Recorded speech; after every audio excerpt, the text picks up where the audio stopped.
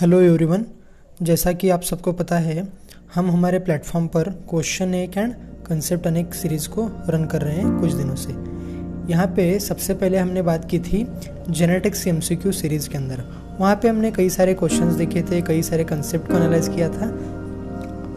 उसी के साथ आगे बढ़ते हुए आज हम लेकर आए हैं माइक्रोब्स इन ह्यूमन वेलफेयर की क्वेश्चन एक एंड कंसेप्ट अनेक सीरीज़।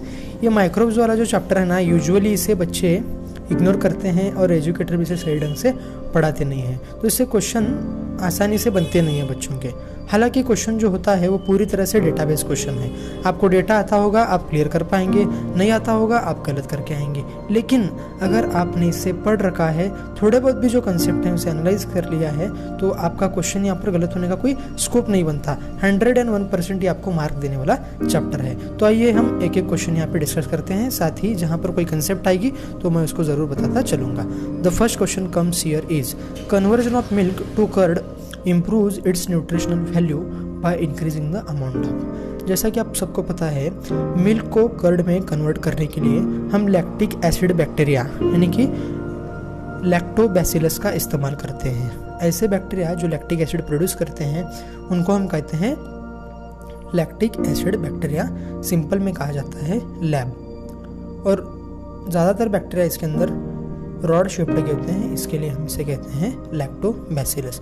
आपसे पूछा गया है, जब हम दूध से दही का निर्माण करते हैं with the help of microbes, तो उसकी न्यूट्रिशन वैल्यू जो बढ़ती है, एक्चुअली उसके अंदर क्या बढ़ जाता है, जिस वजह से हम कह रहे हैं कि कर्ड के अंदर न्यूट्रिशन वैल्यू मिल्क से ज़्यादा बढ़ चुकी है। And your options here are vitamin D, vitamin A, vitamin B12 and vitamin E. तो इसका सही आंसर है विटामिन B12।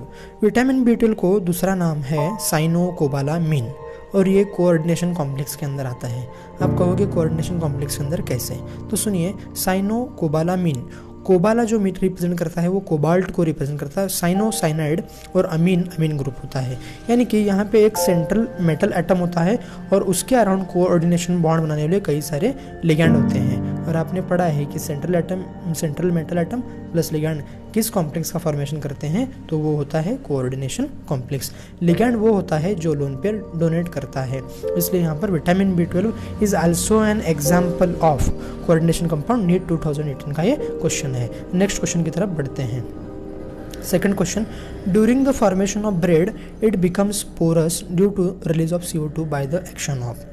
जब हम ब्रेड बनाते हैं तो उसका डो जो होता है, यानी कि जिसे हम रोल कर सकते हैं, आटा का ले लो आप सिंपली, तो वो जो होता है वो पोरस क्यों बनता है? अल्टीमेटली ब्रेड भी उसी वजह से पोरस होता है। उसका रीज़न भी इस क्वेश्चन में आपको बताया गया है। उसके पोरस होने का कारण यहाँ है कि उसके अंदर लार्ज अमाउंट में CO2 प्रोड्यूस होती है। ये CO2 बनने की वजह आपसे पूछी गई है, कौन सा ऑर्गेनिज्म इसलिए रिस्पॉन्सिबल है। And your options are yeast, bacteria, virus और प्रोटोजोन्स। तो इसका सही आंसर है ईस्ट। इस ईस्ट को बेकरी में हम इस्तेमाल करते हैं, इसलिए इस ईस्ट को कॉमनली कहा जाता है बेकर्स ईस्ट और इसका साइंटिफिक नेम है सैक्रोमाइसिस सर्विसी। और एक बात याद रहे, ये वही ईस्ट है जिसका बेवरेजेस यानी कि अल्कोहल बनाने में इस्तेमाल किया जाता है, वहाँ इसे कॉमनली ब्रीवर्स ईस्ट कहा जाता है एक्चुअली एक ही ईस्ट जिसका साइंटिफिक नेम क्या है, सैक्रोमाइसिस सर्विसी, लेकिन बेकरी में काम आ रहा है, कॉमनली कहेंगे बेकर्स ईस्ट। अगर हम इसको बेवरेज इंडस्ट्री में इस्तेमाल कर रहे हैं तो हम कहेंगे ब्रीवर्स ईस्ट। ये 2002 का क्वेश्चन यहाँ पर था। आइए क्वेश्चन नंबर 3 की ओर बढ़ते हैं। आपसे पूछा गया है, which of the following is correctly matched for the product produced by them. And your options are methanobacterium, lactic acid, penicillium notatum, acetic acid, saccharomyces cerevisiae, ethanol, and last but not the least the option comes here is acetobacter aceti, antibiotics. Microbes के कई सारे इस्तेमाल होते हैं। Microbes से हम organic acids, enzymes, alcohols, house hold product में कई तरीके से इस्तेमाल में ले सकते हैं। और इसी इस्तेमाल को मद्देनज़र रखते हुए यहाँ पर नीट 2017 में आपको एक क्वेश्चन दिया गया था।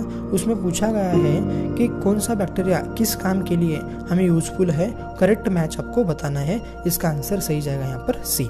सैक्रोमाइसिस सर्विसी जो है उसको मैंने अभी आपको बताया कि ईस्ट होता है, एक्चुअली फंजाई होता है और इसे कॉमनली क्या कहते हैं हम, ब्रीवर्स ईस्ट, और बेकरी में इस्तेमाल करेंगे तो बेकर्स ईस्ट। इसलिए इथेनॉल यानी कि अल्कोहल बनाने में इसका इस्तेमाल किया जाता है। और पहला ऑप्शन जो है लैक्टिक एसिड, ये लैक्टिक एसिड के बारे में हम फर्स्ट क्वेश्चन में बात कर चुके हैं। लैक्टिक एसिड जो प्रोड्यूस होता है उसके लिए स्पेशलाइज्ड बैक्टीरिया होते हैं, इनका नाम है लैक्टिक एसिड बैक्टीरिया, और जो रॉड शेप्ड होंगे उनको कहेंगे लैक्टोबैसिलस। और एसिटिक एसिड जो है ये भी बैक्टीरिया के द्वारा प्रोड्यूस किया जाता है, उस बैक्टीरिया का नाम होता है एसिटोबैक्टर एसिटी। यहाँ पर एसिटोबैक्टर एसिटी होना चाहिए था, है नहीं, तो इसलिए ऑप्शन ए गलत रहेगा। और एसिटोबैक्टर एसिटी जैसा मैंने बताया क्या प्रोड्यूस करता है, वो एसिटिक एसिड, ऑप्शन ये भी यहाँ पे गलत हो जाएगा। और एंटीबायोटिक्स जो है पेनिसिलियम नोटाटम के लिए आना चाहिए, उसी से हमें फर्स्ट एंटीबायोटिक पेनिसिलिन मिली हुई थी, जो कि डिस्कवर की थी अलेक्जेंडर फ्लेमिंग ने, और वो एक चांस डिस्कवरी थी। और चांस डिस्कवरी को हम बायोलॉजी में कहते हैं सेरेंटिपिटी, वो भी चीज़ आपको याद रहे। बढ़ते हैं नेक्स्ट क्वेश्चन की तरफ। Monascus purpureus is a yeast used commercially in the production of. Monascus purpureus नामक फंजाई नामक यीस्ट कमर्शियली किसके प्रोडक्शन के लिए इस्तेमाल किया जाता है?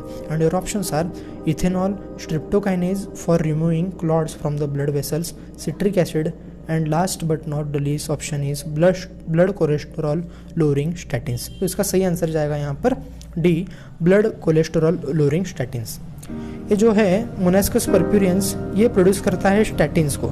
स्टैटिन जो है काम कैसे करते हैं सुनो, यहाँ पे पहले ए नाम का कंपाउंड होता है, ए नाम के कंपाउंड से बी बनता है, और बी किसी एंजाइम की मदद से कोलेस्ट्रॉल का फॉर्मेशन करता है। और जो स्टैटिन्स होते हैं ना, ये बी नाम कंपाउंड से जो एक्स नामक का एंजाइम इस्तेमाल होकर कोलेस्ट्रॉल बना रहा है उसे कम्पिटिटिवली इनिबिट करते हैं, यानी कि एक्स एंजाइम को अपना नॉर्मली फंक्शन करने नहीं देते। मतलब ए से बी तो बनेगा, लेकिन बी से एक्स की हेल्प से कभी कोलेस्ट्रॉल बन पाएगा क्या? कोलेस्ट्रॉल बिल्कुल नहीं बनेगा। इस तरह से कोलेस्ट्रॉल की लेवल को लोअर करने में ये हेल्प करते हैं। बाकी ऑप्शंस तो आपको पता है, इथेनॉल कौन प्रोड्यूस करता है? ईस्ट है, लेकिन यहाँ पे मोनास्कस परप्यूरियस के बारे में पूछा गया है, तो कौन सा ईस्ट काम आता है? सैकेरोमाइसिस सर्विसी, तो ये ऑप्शन तो नहीं होगा।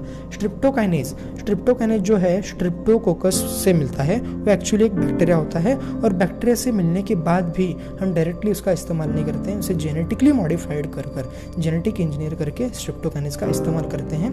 ब्लड वेसल के अंदर जो क्लॉट हुए हैं एज अ क्लॉट बस्टर उसे इस्तेमाल करते हैं। ये उन पेशेंट में हमें इस्तेमाल करना पड़ता है जिनके वेसल्स में कुछ क्लॉट है, मायोकार्डियल इन्फेक्शन के अंडरगॉन वो जा चुके हैं, और मायोकार्डियल इन्फेक्शन की वजह से हार्ट अटैक भी आ सकता है। एंड थर्ड ऑप्शन जैसा मैंने बताया सिट्रिक एसिड। सिट्रिक एसिड जो है एक फंजाई से प्रोड्यूस होता है, और उस फंजाई का नाम है एस्परजिलस नाइगर।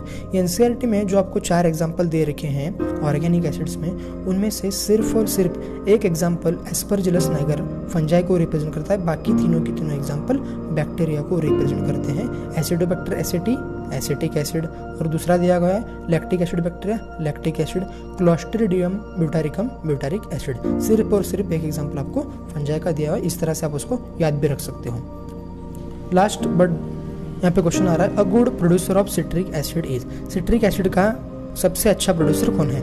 अभी हमने पिछले क्वेश्चन में डिस्कस किया था, सिट्रिक एसिड का अच्छा प्रोड्यूसर कौन है? एक फंजाई है, उस फंजाई का नाम हमने बताया था एस्परजिलस नाइगर। नीट 2013 का ये क्वेश्चन है। तो इस तरह से हमने माइक्रोब्स इन ह्यूमन वेलफेयर, जो नॉर्मली बच्चा इग्नोर करता है, वहाँ पर भी कुछ चीज़ें एनालाइज करने की कोशिश की, कुछ कंसेप्ट मैंने यहाँ पर बताने की कोशिश की। होप आपको ये वीडियो अच्छा लगा हो।